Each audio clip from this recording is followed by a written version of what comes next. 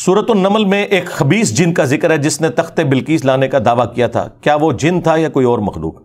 استغفر اللہ تو بولی، یہ اعلیٰ حضرت نے گستاخی کی ہوئی ہے، خبیث جن لکھا ہے اسے۔ اے تسی ترجمہ پڑھا ہے اعلیٰ حضرت دا، خبیث جن نہیں تھا وہ، یہ خبیث انہوں نے ترجمہ کیا۔ وہاں عفریت کا ذکر ہے، جن کو کہا جاتا ہے دیو ہیکل جن، عفریت وہ جن طاقتور، اور اس نے کیا کہا تھا، میں قوی بھی ہوں، امانت دار بھی ہوں، اور میں آپ کی اس مجلس کے برخاست ہونے سے پہلے تخت بلقیس یہاں لے آؤں گا۔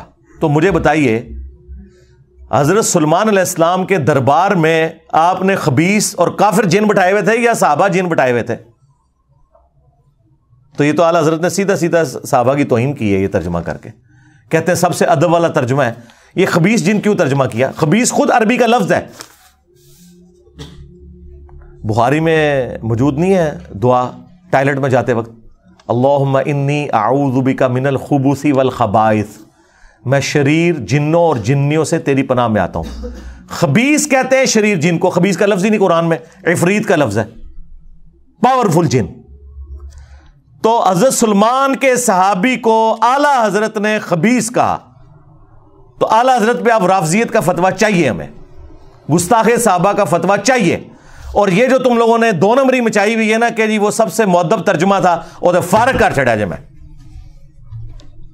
کس نے اتھارٹی دی ہے کہ حضرت سلیمان علیہ السلام کے صحابی جن کو جو ان کے دربار میں تھا، اور دیکھیں وہ کہہ رہا ہے میں قوی بھی ہوں، امانت دار بھی ہوں، نبی کے سامنے اپنی لائلٹی شو کر رہا ہے، تو وہ خبیث جن تو نہیں ہوگا نا، ان کا ساتھی ہوگا نا۔ ہاں، خبیث جن ان کے دربار میں کیا کر رہے ہیں؟ لاجیکلی آپ مجھے بتائیں۔ اور اگر خبیث تھا تو حضرت سلیمان علیہ السلام کہہ دیتے کہ بیٹھ جا تو خبیث جن ہے، انہوں نے تو یہ نہیں کہا، انہوں نے صرف یہ کہا کہ مجھے اس سے بھی جلدی چاہیے۔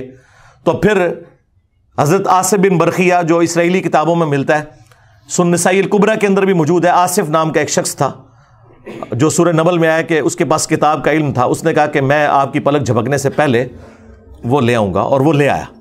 اس میں میری تفصیلی ویڈیو دیکھ لیں، اس میں سے جو انہوں نے اپنے صوفیاء کی جو کہانیاں ثابت کرنے کی کوشش کی ہے، میں نے پوری انجینئرنگ کی ہے اس واقعے کی، وہ آپ جا کے دیکھیں۔ تخت بلقیس والا واقعہ بھی، موسیٰ اور خضر علیہ السلام والا واقعہ بھی، ایک ایک شیطنت ان کی میں نے کھولی ہوئی ہے، وہ آج ٹاپک نہیں ورنہ اور طرف چل پڑے گا۔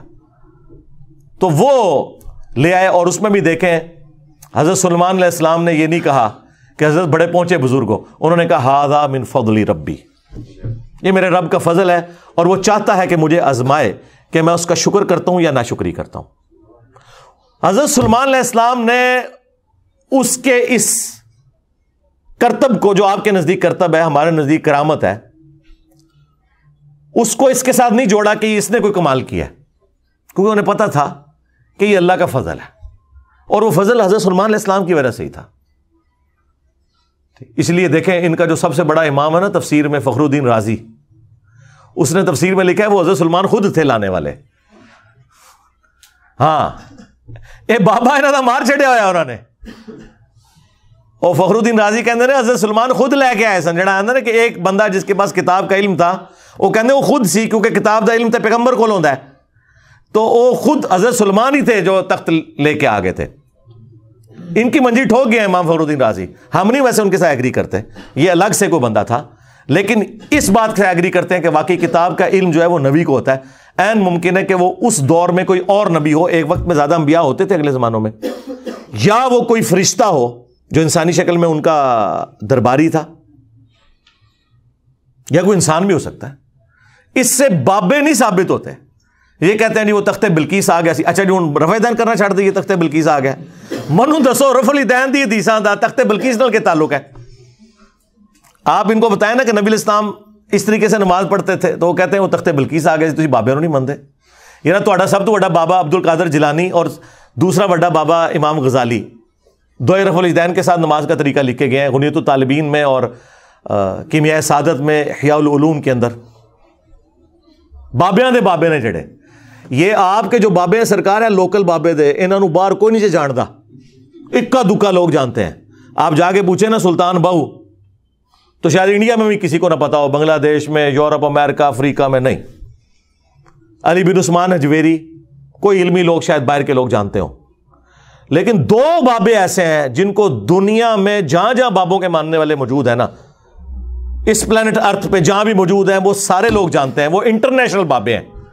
نمبر 1 امام محمد غزالی، المتوفا 505 ہجری، آج چل رہا ہے 4 رمضان 1444 ہجری، تو آلموسٹ 900 سال پہلے، کیونکہ ان کی کنٹریبیوشن ہے، انہوں نے کتابیں لکھی، احیاء العلوم لکھی، منہاج العابدین، مکاشفۃ القلوب، کیمیائے سعادت، المنقذ من الضلال میں انہوں نے اپنی لائف سٹوری بھی پوری بتائی ہوئی۔ تو وہ یہ ساری کتابیں لکھ کے انہوں نے ایک سلیبس دے کے گئے ہیں، تو ظاہر بہت بڑی کنٹریبیوشن ہے۔ اور ان کے کچھ عرصے کے بعد آئے شیخ عبد القادر جیلانی، یہ 505 ہجری میں فوت ہوئے ہیں، اور شیخ عبد القادر جیلانی جو ہیں وہ پیدا ہوئے ہیں 471 ہجری میں، اور فوت ہوئے ہیں 561 ہجری میں۔ لیکن امام غزالی سے ان کی ملاقات نہیں ہوئی ہے، زمانہ پایا ہے انہوں نے امام غزالی کا، لیکن امام غزالی ان سے سینئر تھے، یہ مل نہیں سکے ان کو، تو ان کو ایک انٹرنیشنل صوفی بزرگ مانا جاتا ہے۔ غنیت الطالبین ان کی کتاب، وہ فتوح الغیب توحید کے اوپر بہترین کتاب ہے۔ یہ دو انٹرنیشنل بزرگ، اور دونوں نے رفع الیدین کے ساتھ طریقہ لکھا ہے بخاری مسلم والا نماز کا۔ تو تخت بلقیس آ گیا تھا۔ آپ اگر بابوں کے بارے میں کلیم کرتے ہیں تو ٹھیک ہے، وائٹ ہاؤس لا کے مرگلہ ہلز پہ رکھیں، یا ٹیلا جوگیاں ہمارے جیلم کی پہاڑی پہ کوئی لے آئے وائٹ ہاؤس، میرے ہوندے تے نہیں جا سکتا، میں تو ایک بار پڑھنا لا حول ولا قوت الا باللہ، تھوڑا بابا بھی غائب تے وہ لے آئے ہوئی چیز بھی غائب، وہ بابا بہت بڑا آ گیا نا، تو ہم مان لیں گے۔ ورنہ میں کہوں کہ یہ جو تخت میرے نیچے میں ہے، یہ بھی میں جو ہے سرگودا سے آیا ویسے، اور گاڑی پہ رکھ کے ہمارے امداد بھائی اتنی محنت سے اسے لے کے آئے، میں کہا جی میں پلک جھپکنے سے پہلے یہ لے آیا تھا، تو مان لو گے، کہو گے نا ویڈیو دکھاؤ کتنے ساڑھے سامنے کرو، تو بھائی آپ بھی جب یہ کریں گے تو ہم مانیں گے نا، اس طرح تو نہیں زبانی کلامی مان لیں گے، ٹھیک ہے۔ تو وہ ضمناً میں نے اس چیز کا ذکر کر دیا تاکہ آپ کو پتہ چل جائے۔ باقی یہ جو احمد صاحب بریلوی صاحب نے گستاخی کی ہے، یہ بہت خطرناک بات ہے، خطرناک سے بھی اگلا ورژن، خبیث جن کہہ دیا۔ اور بریلویوں کا کلیم یہ ہے کہ سب سے زیادہ مؤدب ترجمہ جو ہے نا وہ ہمارے اعلیٰ حضرت کرتے ہیں۔ ٹھیک ہے، مجھے بھی کئی جگہوں پہ ان کے الفاظ کا چناؤ بہت بہتر لگا، میں باقیوں کو غلط نہیں کہتا لیکن وہ بہتر سمجھتا ہوں۔ مثلا انہوں نے ترجمہ کیا بسم اللہ الرحمن الرحیم کا، اللہ کے نام سے شروع جو مہربان رحمت والا۔ باقیوں نے ترجمہ کیا تھا شروع اللہ کے نام سے، یا شروع کرتا ہوں اللہ کے نام سے، انہوں نے اللہ کے نام سے شروع کیا، لیکن باقیوں کا بھی کوئی غلط نہیں ہے۔ کیسے غلط ہے؟ انہوں نے شیطان کے نام سے شروع کیا، کہتے نہیں جی انہوں نے شروع سے شروع کیا، ہاں کتابوں میں لکھا ہوا ہے اللہ سے نہیں شروع کیا، شروع سے شروع کیا۔ تو پھر میں ان کو پھکا دیتا ہوں کہ اللہ نے بھی شروع سے ہی شروع کیا ہوا ہے، اللہ سے شروع نہیں کیا۔ بسم اللہ میں بھی اللہ بعد میں آتی ہے، با اور اسم یہ پہلے آتا ہے۔ وہ کہتے ہیں نہیں وہ عربی لنگوسٹک اس طرح ہوتی ہے، نہیں سرکار ہو سکتی ہے۔ اللہ الذی باسمہ ابدہ، بریلوی یہ بسم اللہ بنا سکتے ہیں اپنی، اللہ ہے وہ ہستی جس کے نام سے میں شروع کرتا ہوں، تو بسم اللہ بھی آپ اپڈیٹ کر سکتے ہیں اپنی، یعنی جیسا ترجمہ آپ نے اپنا ٹھیک کیا تو بسم اللہ بھی ٹھیک کر لیں۔ تو اللہ کو عربی آتی تھی، اللہ یوں بھی بسم اللہ نازل فرما سکتا تھا، اللہ الذی، اور یہ تو قرآن میں ہے نا، هو اللہ الذی، اللہ الذی باسمہ ابدہ، اللہ ہے وہ ہستی جس کے نام سے میں ابتدا کرتا ہوں، بسم اللہ ہی ہو سکتی تھی۔ یہ کہانیاں چھوڑیں یار، 10 صحابہ اولو العزم آ جائیں نا 10 مبشرہ جنہیں اردو آتی ہو، ہم انہیں قرآن کی عربی کا ایک صفحہ دیں اور کہ اس کا ترجمہ کرو، کیا 10 کے 10 ایک طرح کے الفاظ کے ساتھ ترجمہ کریں گے؟ ہو ہی نہیں سکتا۔ ہاں مفہوم ایک ہوگا، یہ ہو ہی نہیں سکتا کہ ایک زبان دوسری میں ٹرانسلیٹ ہو تو الفاظ کا چناؤ ایک جیسا ہو، مفہوم ایک ہی ہوگا۔ آپ 10 PhD انگلش لے آئیں انہیں آپ انگلش کا ایک مضمون دیں اور انہیں اردو بھی آتی ہو, انہیں کہیں اسے اردو میں ٹرانسلیٹ کرو, کیا ورڈ بائی ورڈ ایک ایک لفظ ملتا جلتا ہوگا؟ نہیں, مفہوم ایک جیسا ہوگا. تو یہاں پہ بھی مفہوم کے اوپر جایا کریں, مفہوم ایک جیسا, الفاظ کے چناؤ میں فرق ہو سکتا ہے. اللہ تعالیٰ نے جو الفاظ استعمال کیے ہیں اس کے ایکویلنٹ اگر دوسری زبان کے اندر کوئی سمجھتا ہے کہ اس کی بجائے یہ لفظ استعمال ہونا چاہیے, اس کا رائٹ ہے, کرے, دوسرے کے اوپر نہ کرے. واللہ خیر الماکرین کا ترجمہ باقی لوگوں نے کیا اللہ سب سے بہترین مکر فرمانے والا ہے. بریلوی کہتے ہیں دیکھو جی انہوں نے اللہ کو مکار کہہ دیا. او بھئی یہ عربی میں لفظ استعمال ہوا ہے خیر الماکرین, وہ کہتے ہیں نہیں تدبیر ہونا چاہیے. تدبیر خود عربی کا لفظ ہے, اللہ نے تو نہیں یوز کیا. کہتے ہیں دیکھیں جی اعلیٰ حضرت نے کتنا پیارا ترجمہ کیا ہے, وَمَكَرُوا وَمَكَرَ اللَّهُ وَاللَّهُ خَيْرُ الْمَاكِرِينَ.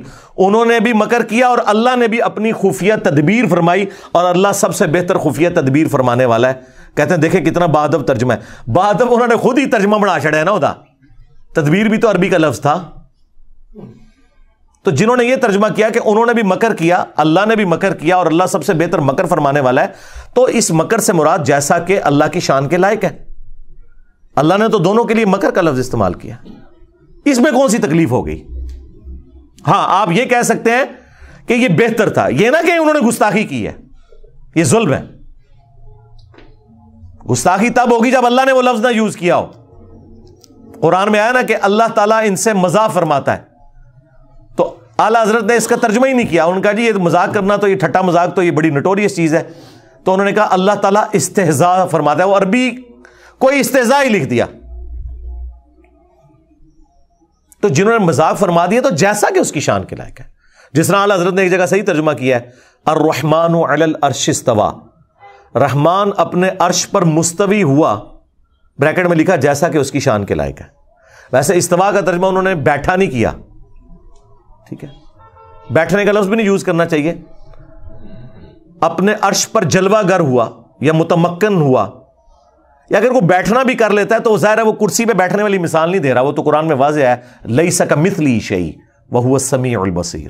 ہم اللہ کے لیے کوئی مثال نہیں بیان کرتے, اللہ کی مثال ہو ہی نہیں سکتی, اس کی مثل کوئی چیز ہی نہیں ہے. اگر وہ بیٹھا بھی ترجمہ کر لیتا ہے تو وہ بیٹھنے سے مراد یہ نہیں کر رہا ہوتا, یا قرآن میں اللہ کا ہاتھ تو وہ ہاتھ سے مراد یہ ہاتھ نہیں لے رہا ہوتا, جیسا کہ اس کی شان کے لائق ہے, اس کی مثال ہی کوئی نہیں ہے. تو انہوں نے پورے کتابچے لکھے ہیں کہ اعلیٰ حضرت کا ترجمہ ٹھیک ہے اور باقیوں کا غلط ہے, اور وہ اس میں یہ مثالیں دیتے ہیں. تو آپ کا رائٹ ہے کہ آپ بتائیں کہ یہ بہتر تھا, لیکن یہ نہ کہ باقیوں کے ترجمے ہی غلط ہوئے ہیں, یہ آپ نے پڑھنے نہیں ہے. وہ کہتے ہیں جی قل کا ترجمہ دیکھیں اعلیٰ حضرت سے بہتر کسی نے نہیں کیا. قل کا ترجمہ اعلیٰ حضرت نے کیا ہے اے محبوب تم فرماؤ. اب اشرف تھانوی صاحب نے تو کہا ہے اس کا ترجمہ آپ فرما دیجئے, تو آپ میں زیادہ ادب ہے یا تم میں زیادہ ادب ہے؟ آپ میں. تو اعلیٰ حضرت نے تو ادب چھوڑ دیا, یہاں تم کر دیا. تو وہ کہتے ہیں نہیں آپ کو سمجھ نہیں آئی, یہ تم اللہ کہہ رہا ہے. تو اللہ کی جو اپنے نبی سے فریکنس ہے نا, وہ آپ کے ساتھ نہیں ہوگی, تم کے ساتھ ہوگی. ہم کہتے ہیں بالکل آپ کی بات درست ہے, اور کہتے ہیں دیکھیں اعلیٰ حضرت نے کتنا خیال رکھا ہے شان الوہیت اور شان رسالت کا, کہ اللہ اپنے نبی کو آپ نہیں کہے گا تم کہے گا, اور جب نبی اس بات کو امت تک پہنچائیں گے تو وہ کہہ نہیں رہے ہوں گے, فرما رہے ہوں گے. لہذا آپ کہہ دیجئے یہ ترجمہ وہ کہتے ہیں ٹھیک نہیں ہے, تم فرماؤ ترجمہ ٹھیک ہے, کہ اللہ تو اپنے نبی کو تم کہے گا نا, کیونکہ خالق اور مخلوق کا فرق ہے. شکر ہے ادھر انہوں نے مانا ہوا یہ فرق, نہیں تو توحید ان کو سمجھانی پڑتی ہے کہ بھائی خالق اور مخلوق کا فرق بہت بڑا ہے. اور امت سے جب وہ کہیں گے تو وہ فرما رہے ہوں گے, کہہ نہیں رہے ہوں گے, کیونکہ امت کو ان کا ارشاد ہے. تو تم فرماؤ, ہم کہتے ہیں بالکل بہت پیارا ترجمہ ہے, تم فرماؤ. لیکن آپ کہہ دیجئے یہ بھی کوئی غلط ترجمہ نہیں ہے, کسی بری انٹینشن کے ساتھ نہیں ہے. اس طرح وہ کمپیریزن کروا رہے ہوتے ہیں. میں تو کہتا ہوں جس مکتب فکر سے آپ تعلق رکھتے ہیں ترجمہ پڑھیں, آپ کا رائٹ ہے. ڈنڈی اکا دکا جگہ پہ جہاں پہ لوگوں نے ماری ہے نا وہ پکڑی جاتی ہے, اس کی وجہ سے آپ کسی کو یہ نہ کہیں کہ آپ فلاں کا ترجمہ پڑھیں فلاں کا نہیں. بریلویوں نے اعلیٰ حضرت کا ترجمہ پڑھا ہے اور اللہ نے انہیں توحید کی حقیقت تک پہنچا دیا. اعلیٰ حضرت نے ترجمہ بڑا پیارا کیا ہے, ایاک نعبد و ایاک نستعین, اے اللہ ہم تیری ہی عبادت کریں, تجھی سے مدد چاہیں. تین خوبصورت چیزیں ایک جگہ جمع کر دی ہیں. باقی سب نے ترجمہ کیا ہے اے اللہ تیری عبادت کرتے ہیں تجھی سے مدد چاہتے ہیں. یہ پرفیکٹ ترجمہ نہیں ہے کیونکہ یہاں مضارع کا صیغہ ہے. مضارع میں حال اور مستقبل دونوں کور ہوتے ہیں. ترجمہ اس کا یوں بنتا تھا اے اللہ تیری ہی عبادت کرتے ہیں اور کریں گے, تجھی سے مدد چاہتے ہیں اور چاہیں گے. اور دوسری بات, یہ دعائیہ کلمات تھے, تو اعلی حضرت نے دعا پلس حال پلس فیوچر مستقبل تینوں کو ایک جگہ جمع کر کے ترجمہ پتہ کیا کیا ہے, اے اللہ تیری ہی عبادت کریں تجھی سے مدد چاہیں. یعنی آج بھی اگر عبادت کر رہے ہیں تو تیری کریں, مستقبل میں بھی کریں تو تیری کریں, اور دعا بھی ہو گئی اے اللہ تیری عبادت کریں تجھی سے ہی مدد چاہیں. میں کہتا ہوں کلاس ہے, یعنی یہ 100/100 نمبر بنتے ہیں. اس طرح کا ترجمہ اور کسی نے نہیں کیا. یہ لازم بات ہے کہ اعلیٰ حضرت کے ماننے والے بابوں کو پکار رہے ہیں, ہاں, لیکن ہم کہتے ہیں اعلیٰ حضرت کا ترجمہ پڑھو تو ہی تک پہنچ جاؤ گے. بریلوی ہو تو اعلیٰ حضرت کا ترجمہ پڑھ لو, دیوبندی ہو تو اپنے اشرف تھانوی کا ترجمہ پڑھ لو, اہل حدیث ہو تو اپنے جوڑا گڑھی صاحب کا ترجمہ پڑھ لو, شیعہ ہو تو اپنے فرمان علی شاہ کا ترجمہ پڑھ لو. انہوں نے بھی یہی ترجمہ کیا, اللہ تیری عبادت کریں تجھی سے مدد چاہیں. بعد میں بے شک وہ پکارتے رہے, یا علی مدد کہتے رہے, یا شیخ عبد القادر جیلانی مدد کہتے رہے, اسے کوئی فرق نہیں پڑتا. قرآن میں تو یہی لکھا ہوا نا. پھر ہم کیوں نہ کہیں کہ مرنے سے پہلے اے مسلمان کر لے اس پہ غور, کتابوں کا خدا اور ہے بابوں کا خدا اور. یعنی کہ اسی خدا کو مانتے ہیں لیکن تعلیمات وہ نہیں ہیں جو کتابوں میں آئی ہیں. بابوں نے اپنی طرف سے ہی دین گھاڑ کے آپ کو بتایا. تو جہاں جہاں پہ ان کا ترجمہ اچھا ہے ہم تعریف کرتے ہیں کہ بہت اچھا ترجمہ کیا, لیکن جہاں جہاں ڈنڈی ماری وہ پکڑی گئی. اب دیکھیں نا, انا ارسلنا کا شاہدا و مبشرا و نذیرا, اس کا ترجمہ اتنا ظلم پہ مبنی انہوں نے کیا, اے نبی ہم نے آپ کو حاضر و ناظر بنا کے بھیجا. اب عام بندے کو کہ وہ کہتا ہے قرآن میں لکھا ہے حاضر و ناظر, آپ کیوں نہیں مانتے؟ اب انہیں کون بتائے کہ یہ حاضر و ناظر دونوں لفظ عربی کے تھے, حاضر ناظر, قرآن میں تو نہیں لکھے ہوئے. قرآن کے جو الفاظ ہیں وہ ہے شاہد, تو شاہد کا ترجمہ انہوں نے کر دیا ہے حاضر و ناظر. اب اس کی وجہ سے مصیبت کھڑی ہوگی. اسی وجہ سے پھر اہل حدیث دیوبندی کہتے ہیں جی اعلیٰ حضرت نے ترجمہ چینج کر دیا. ہم کہتے ہیں کوئی فرق نہیں پڑتا, اعلیٰ حضرت نے اپنی ڈنڈی خود ہی پکڑ لی ہے. ہر جگہ تو بندہ ڈنڈی نہ مار سکتا. یہی شاہد کا لفظ, شہید کا لفظ جب آیا ہے نا سورۃ البقرہ میں پارہ نمبر 2 کے آغاز کے اندر, اعلیٰ حضرت ان فوت ہو گئے نے, رجوع بھی نہیں کر سکتے, نہیں تو رجوع کروا لیں. آیت نمبر 143, وَكَذَلِكَ جَعَلْنَاكُمْ أُمَّةً وَسَطًا, اور اس طریقے سے ہم نے تمہیں معتدل امت بنایا ہے, لِتَكُونُوا شُهَدَاءَ عَلَى النَّاسِ, تاکہ تم حاضر و ناظر بن جاؤ لوگوں پر, پوری امت حاضر و ناظر. اب میں وہ ترجمہ وہ کر رہا ہوں, وَيَكُونَ الرَّسُولُ عَلَيْكُمْ شَهِيدًا, اور رسول اللہ تم پر گواہ بن جائیں, تم پر حاضر و ناظر ہو جائیں. اب یہاں پہ امت کو پہلے حاضر و ناظر ماننا پڑنا تھا اور نبی علیہ السلام کو بعد میں. اب اعلیٰ حضرت نے یہاں ترجمہ ٹھیک کیا ہے, تاکہ تم گواہ بن جاؤ اور لوگوں پر, اور یہ رسول تم پر گواہ. آئے ہو نا داڑھ تھلے اعلیٰ حضرت جی, اپنا خود ترجمہ وائلیٹ کر دیا. یہی ترجمہ تھا وہ انا ارسلنا کا شاہدا و مبشرا و نذیرا میں, وہاں انہوں نے اور ترجمہ کر دیا.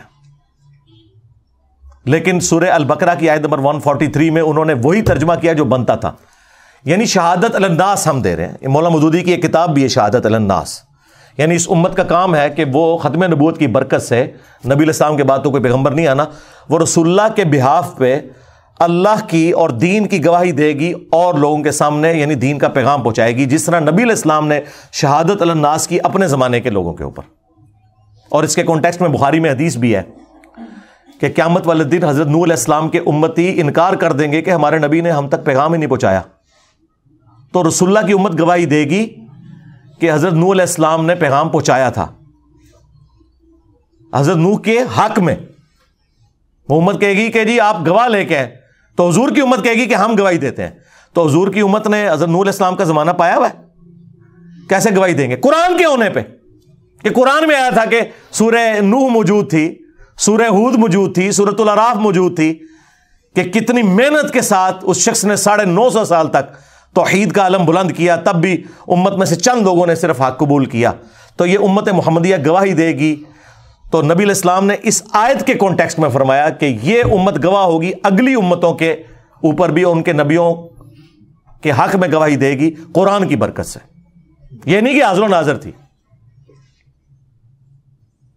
یہاں پہ ڈنڈی اعلی حضرت مار گئے اور وہ ڈنڈی پکڑی گئی. پھر سورۃ القصص میں ایسے پکڑی گئی کہ سورہ آل عمران میں، سورہ قصص میں اور کئی جگہوں پہ آیا کہ اے نبی آپ موجود نہیں تھے جب ہم نے موسیٰ علیہ السلام کو کوہ طور کے پاس پکارا تھا. اور اللہ تعالیٰ اپنے نبی کی نبوت کی دلیل یہ بتا رہا ہے کہ تم میں وہ شخص ہے جو اپنی پیدائش سے 1400 سال پہلے، آلموسٹ 1400 سال بھی نہیں، 2000 سال پہلے، حضرت عیسیٰ علیہ السلام سے 1400 سال پہلے کا زمانہ ہے حضرت موسیٰ کا. اپنی پیدائش سے 2000 سال پہلے کے زمانے میں جو پیغمبر موسیٰ علیہ السلام آئے تھے، ان کی جو کوہ طور پہ ملاقات ہوئی تھی اللہ تعالیٰ کے ساتھ، جیسا کہ اس کی شان کے لائق ہے، وہ بتا رہے ہیں. تو اللہ تعالیٰ فرماتا ہے نبی تم وہاں موجود نہیں تھے جب ہم نے موسیٰ علیہ السلام کو ندا دی تھی، تب بھی تم بتا رہے ہو. تو اس کا مطلب ہے تمہارے پاس اللہ کی وحی آتی ہے. اللہ کے نبی کی نبوت کی دلیل بنایا جا رہا تھا، لیکن ساتھ ایک مسئلہ بھی کلیئر ہو گیا کہ حضور وہاں پہ حاضر نہیں تھے، کیونکہ ان کا یہ عقیدہ ہے. مفتی احمد یار خان نعیمی نے جال حق میں لکھا ہے کہ حضور اگلی امتوں میں بھی حاضر و ناظر تھے، صرف اس امت میں نہیں. تو قرآن میں تو لکھا ہے نبی تم وہاں موجود نہیں تھے. تو پتہ کیا کہتے ہیں؟ وہ کہتے ہیں قرآن نے حاضر کی نفی کی ہے، ناظر کی نہیں کی ہے. یعنی وہاں موجود نہیں تھے، لیکن عالم ارواح میں یہ منظر دیکھ رہے تھے جس طرح آج قبر مبارک میں پوری امت کو دیکھ رہے ہیں. کوئی عقیدہ بنا لیا. ہم پھر کیا کہتے ہیں؟ رکو ذرا، صبر کرو، آگے چل، سورہ قصص پڑھ. اس میں اللہ تعالیٰ نے فرمایا اے نبی نہ تو آپ وہاں موجود تھے، اور وما کنت من الشاہدین، نہ تم دیکھنے والوں میں شامل تھے، نہ تم حاضر تھے نہ تم ناظر تھے. اس کا ترجمہ آ کے اعلیٰ حضرت نے ڈنڈی مار کے چینج ہی کر دیا اور بدل دیا، کیونکہ انہیں حاضر و ناظر کی نفی کرنی پڑی. شاہد وہی لفظ آیا یہاں پہ، وما کنت من الشاہدین، نہ آپ شاہدین میں تھے. اور اس سے بڑی ڈنڈی ماری مفتی احمد یار خان نعیمی نے. اس نے حاضر و ناظر کے حق میں جو دلائل دیے نا، جال حق اپنی کتاب کے اندر، اس میں جب یہ اعتراض آیا نا کہ قرآن میں تو جگہ جگہ آیا کہ نبی تم وہاں موجود نہیں تھے، اور اس میں سورہ قصص بھی اس بندے نے ذکر کی، تو اس نے سورہ قصص کی آیت آدھی لکھی اور جواب میں لکھا یہاں تو صرف یہ لکھا ہے کہ وہاں موجود نہیں تھے، یہ تو نہیں لکھا ہوا کہ وہاں شاہد نہیں تھے. حالانکہ لکھا ہوا تھا، وہ آیت ہی کاٹ دی، وما کنت من الشاہدین، پہلا حصہ لکھ دیا کہ نبی تم وہاں موجود نہیں تھے. یہ اگر کسی نے کیا ہے تو وہ جو قرآن میں آتا ہے نا کہ جو لوگ ہماری آیات میں ہمیں ہرانے کی کوشش کریں گے ہم ان کے ساتھ پھر وہ حشر کریں گے، اس شخص نے اللہ کو قرآن کی آیات میں ہرانے کی کوشش کی ہے. آیت آدھی لکھ دی اور جواب الٹ دیا کہ اس میں تو یہ لکھے وہاں موجود نہیں تھے، یہ تو نہیں ہے کہ گواہ نہیں تھے، لکھا ہوا ہے جناب وما کنت من الشاہدین. اسی لیے میرا کلپ بھی اپلوڈ ہوا تھا، قرآن میں تحریف کرنے والا مفتی. قرآن کی عربی میں کوئی تحریف نہیں کر سکتا، بس اس کی گارنٹی ہے. ترجمے میں، تفاسیر میں علماء کرام نے وہ کچھ کیا ہے کہ آج امت یہ ساری گمراہیاں انہی کی وجہ سے بھگت رہی ہے. گارنٹی صرف ٹیکسٹ کی ہے، انا نحن نزلنا الذکر وانا لہ لحافظون. اور وہ جو ترجمے میں بھی ڈنڈی ہے وہ بھی خود ان کے اپنے ترجمے سے پکڑی جاتی ہے. اس لیے میں کہتا ہوں آپ یہ نہ کہیں کہ فلاں کا پڑھو فلاں کا نہ پڑھو. خود ہی جب کوئی پورا ٹوٹالٹی میں قرآن پڑھے گا اسے پتہ چل جائے گا کہ کیا ہوا ہے. اسی طریقے سے جہاں جہاں کوئی سخت آیات آتی ہیں نا اور اعلیٰ حضرت کا دل نہیں مانتا اور وہ سمجھتے ہیں یہاں حضور کی گستاخی ہو جائے گی، وہ مخاطب تو رسول اللہ کو کیا ہوتا ہے، لیکن وہ اس کو ہٹا کے اے سننے والے. سورۃ الانعام میں آیا نا کہ وہ نبی سے منہ مانگا معجزہ مانگتے تھے، تو اللہ تعالیٰ نے فرمایا کہ اے نبی اگر تم سے ہو سکے نا تو زمین میں کوئی سرنگ تلاش کر لو یا آسمان میں کوئی سیڑھی لگا لو، ان کو معجزہ لا کے دکھا دو، ہم تو معجزہ نہیں دکھائیں گے. اور اس میں یہاں تک الفاظ آئے کہ جاہلوں میں نہ ہو. اب ظاہر ہے وہ سمجھ رہے تھے کہ بھئی اللہ تعالیٰ تو اپنے نبی کو اس طرح نہیں کہہ سکتا. بھائی اللہ ہے, اللہ اپنے بندوں کو جس طریقے سے مرضی کرے. ڈاکٹر اسرار صاحب بھی ڈر گئے, یہاں ترجمہ انہوں نے کیا ہے نبی جذباتی نہ ہو. ٹھیک ہے سرکار, اس سے کیا فرق پڑتا ہے؟ اللہ تعالیٰ نے تو حضرت نوح علیہ السلام کے لیے بھی کہا تھا کہ تم اس چیز کے بارے میں سوال نہ کرو جس کے بارے میں تمہیں علم نہیں ہے. جب انہوں نے اپنے کافر بیٹے کے لیے دعا کی تھی, وہاں پہ بھی الفاظ ہیں نوح جاہلوں میں شامل نہ ہو. وہاں تو حضرت نوح علیہ السلام کو مینشن کر کے اللہ نے کہا ہے. چلو یہاں تو تم سننے والے ترجمہ کر لو گے, وہاں کیا کرو گے؟ وہاں تو نوح علیہ السلام کو مخاطب کیا جا رہا ہے. یہ تو نہیں ہو سکتا کہ نوح علیہ السلام کے لیے آپ یہ لفظ مان لیں اللہ کی طرف سے اور نبی کے لیے نہ مانیں, وہ بھی تو پیغمبر ہیں. لیکن چند کرٹیکل آیات شکر ہے ایسی ہیں جس کا ترجمہ اعلیٰ حضرت نے بھی چینج نہیں کیا. ایک آیت تو میں ضرور کہوں گا کہ وہ آپ پڑھیں, سورۃ الاعراف کی آیت نمبر 188, جس کے بارے میں میرا یہ دعویٰ ہے کہ یہ وہ آیت ہے جو آپ مسلمانوں کے مجمع میں کسی چوک یا چوراہے میں پڑھیں تو شہادت واجب ہو جائے گی. آپ کو کوئی نہ کوئی 295C لگا کے قتل کر دے گا, خواہ آپ اعلیٰ حضرت کا ہی ترجمہ پڑھ دیں سورۃ الاعراف کی آیت نمبر 188 کا, کیونکہ پورے کے پورے ان کے جو عقائد اور نظریات جو انہوں نے گھڑے ہوئے ہیں نا, وہ سارے ایک آیت سے فارغ ہو جاتے ہیں. اور اعلیٰ حضرت نے اس کا ترجمہ بالکل ٹھیک کیا ہوا ہے, کیونکہ وہاں تو یہ کہہ نہیں سکتے تھے کہ اے سننے والے. وہاں تو نبی علیہ السلام کو ڈائریکٹ کہا جا رہا تھا قل کے ساتھ. وہ آیت میں کور کر دیتا ہوں تاکہ ایٹ لیسٹ قرآن کے حوالے سے آپ کو یہ کلیئر ہو جائے کہ قرآن کا خدا اور ہے, قرآن کا پیغمبر اور ہے, بابوں کا پیغمبر اور ہے. اگرچہ وہ اسی پیغمبر کو مانتے ہیں لیکن ان کوالٹیز کے ساتھ مانے نا جو قرآن و سنت میں آئی ہیں. آیت نمبر ہے 188 سورۃ الاعراف, سورت نمبر 7 پارہ نمبر 9. قل لا املک لنفسی نفعا ولا ضرا. اے نبی تم فرماؤ میں تو اپنی جان کے حق میں بھی کسی نفع اور نقصان کا مالک نہیں ہوں. لو جی بابے تو سارے اڑ گئے. اگر رسول اللہ کا یہ سٹیٹس ہے کہ وہ اپنی جان کے نفع نقصان کے مالک نہیں ہے, ٹھیک ہے, ہو سکتا ہے کوئی یہ کہے کہ حضور اپنے لیے یہ کہہ رہے تھے, ہمارے لیے نہیں کہہ رہے تھے, ہمارے تو نفع نقصان کے مالک ہیں, کیونکہ رسول اللہ سے اوپر تو کوئی نہیں کہ جو انہیں نفع نقصان پہنچا سکے سوائے اللہ کے. تو ہم کہیں گے رکو ذرا, صبر کرو, یہ تمہارا وسوسہ بھی قرآن سے ہی ہم ختم کر دیں گے.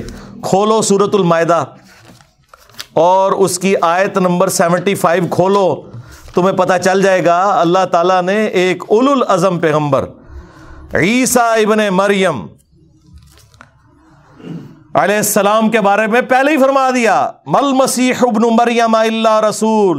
عیسیٰ ابن مریم تو نہیں تھے مگر ایک رسول ہی, قد خلت من قبلہ الرسل, ان سے پہلے بھی اور رسول گزر چکے ہیں. یہ اللہ کے بیٹے تم نے کہاں سے بنا لیے؟ رسول تھے اور رسول بھی آئے. وَأُمُّهُ صِدِّيقَةٌ, اور ان کی ماں ایک سچی عورت تھی.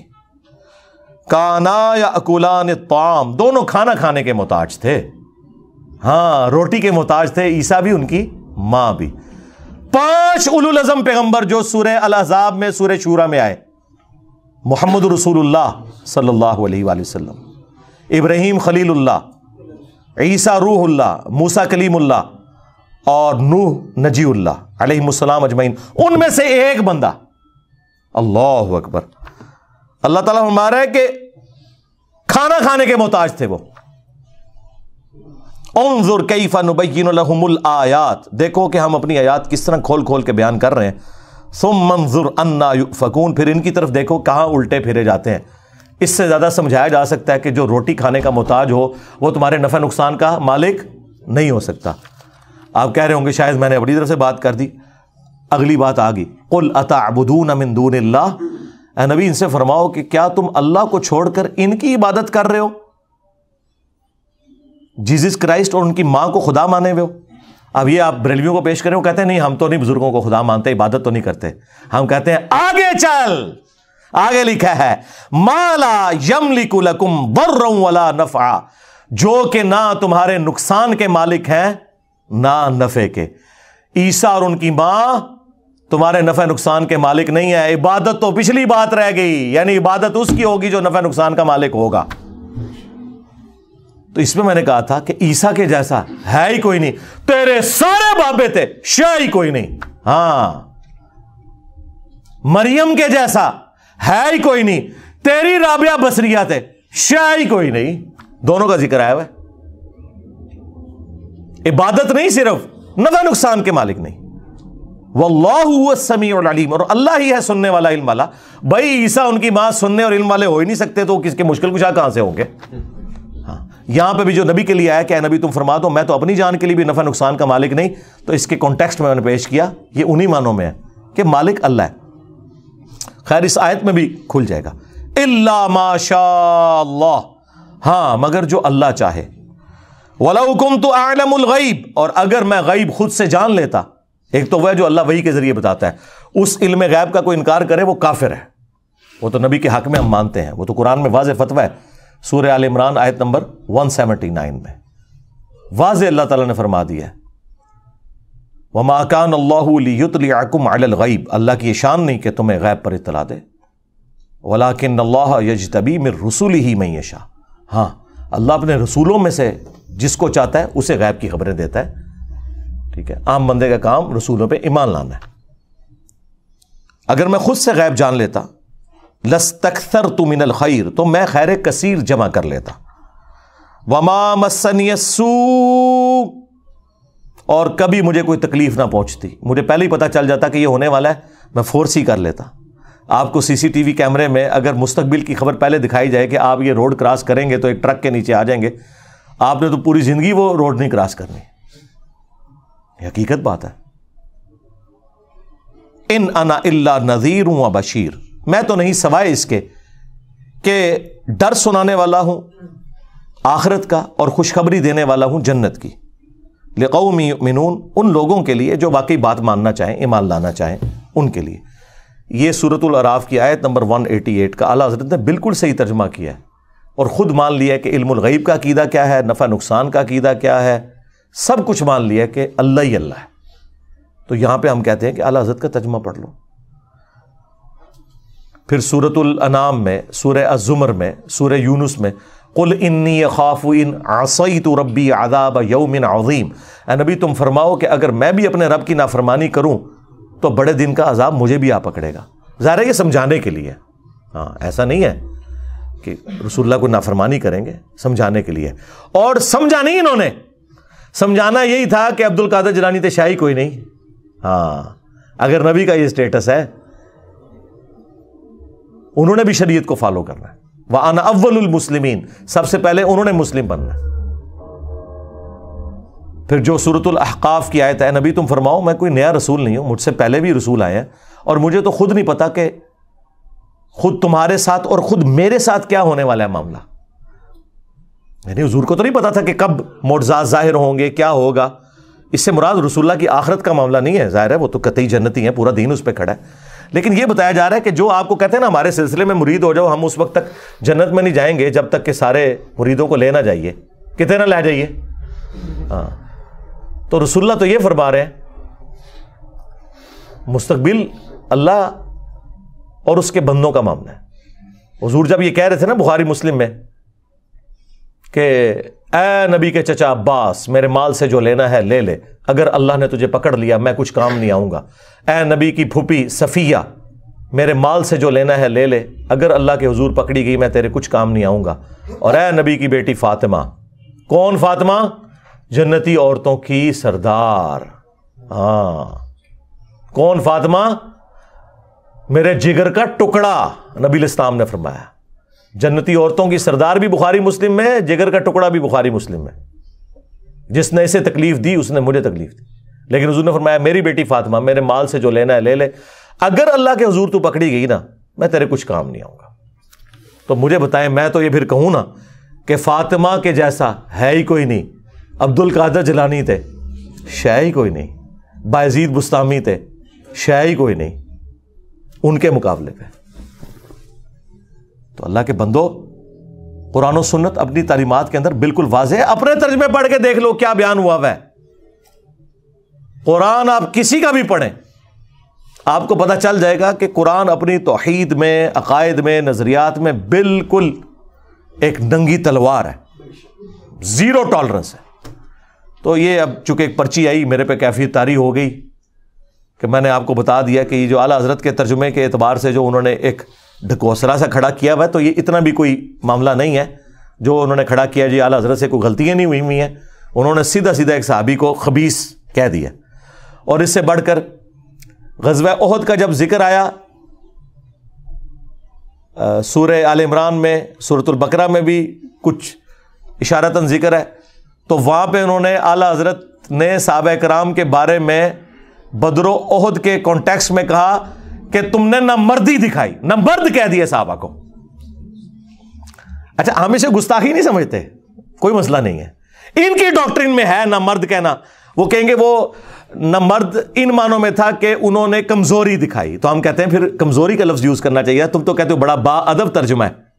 ہاں کہتے ہیں انجینئر بڑا گستاخانہ لفظ یوز کرتا ہے. اعلیٰ حضرت نے نہ مرد کیا ہے صحابہ کرام نو، اعلیٰ حضرت نے صحابہ کرام نو نہ مرد کیا ہے، نہ مردی دکھائی میدان جنگ میں. تو ادھر تم تعویل کرتے ہو نا، کیا کہتے ہو کہ اس سے مراد تھا کم ہمتی دکھائی. آئے سرکار اعلیٰ حضرت نو بھی پڑھانا سی نا کہ کم ہمتی ذکر کر دے. چلو بزدلی کہہ دیتے، اگرچہ وہ بھی ایک گستاخانہ لفظ تھا آپ کی ڈاکٹرین میں. ہمارے نزدیک کوئی ڈاکٹرین میں کوئی بزدلی یا کم ہمت کوئی بھی نہیں ہے، لیکن آپ نے جو کچھ پڑھایا ہے نا اپنی عوام کو، اس میں تو 100% یہ گستاخی ہے. نہ مرد کا ہے صحابہ کرام کو. تو یہ ادھر تعویل کریں گے کہ نہیں جی وہ یہ کہنا چاہ رہے تھے کہ کم ہمتی دکھائی. تو یہ کہتے ہیں نا مرد کیوں کہا، اپنے اعلیٰ حضرت کی باری آئی ہے. تو اب آپ کا جو کلیم تھا نا کہ اعلیٰ حضرت الفاظ کا چناؤ بڑا ادب والا کرتے تھے، وہ میں تھوڑا ختم کرتا. انہوں نے حضرت سلیمان علیہ السلام کے صحابی کو بھی خبیث بولا، خبیث جن، نعوذ باللہ. اور رسول اللہ کے صحابہ کو جو بدر و احد میں شامل تھے، جو ایک انسانی کمزوری کی وجہ سے کم ہمتی دکھا گئے، انہیں نہ مرد کہا، حالانکہ اس سے بہتر لفظ استعمال ہو سکتا تھا. تو ایڈے بھی نا تسی ہوں بادشاہ کھلا کے پھریا کرو کہ بھی. اور کئی لوگوں نے میری ویڈیوز بھی اپلوڈ کی ہیں کہ جی اعلیٰ حضرت کے ترجمے کے لیے بھائی نے بڑی تعریف کی ہے. سرکار میں تو ہر بندے کی تعریف بھی کرتا ہوں اچھائی میں، اور برائی میں چھوڑنا نہیں ہے میں انہوں. ہاں چاہے پرانا ہوئے چاہے نواں ہوئے. ہاں کیونکہ علم کی دنیا ہے، اور یہاں پہ یہ ہو نہیں سکتا کہ نشتر ہاتھ میں ہو سرجن کے اور اسے بتایا جائے کہ حضرت یہ مفتی اعظم پاکستان ہے جن کا اپینڈکس کا آپریشن کریں گے. وہ کہے گا جی پاویں مفتی اعظم ہے تے پاویں قاصد اعظم ہے تے پاویں وزیر اعظم ہے، چیرا سارے نو میں لانا ہے. ہاں تے اے علم دی دنیا ہے، اتنے چیرا لگے گا چاہے پرانا ہوئے چاہے نواں ہوئے. علم کی دنیا میں یہ نہیں بات ہوتی کہ آپ یہ کہیں گے پرانا ہے تو تھوڑا ہاتھوں لا رکھو تے نہیں، اس طرح نہیں ہوتا. صلو علی محمد وآل محمد. اللہم صلی علی محمد وعلی آل محمد واصحاب محمد وازواج محمد وامت محمد اجمعین الی یوم الدین. آمین.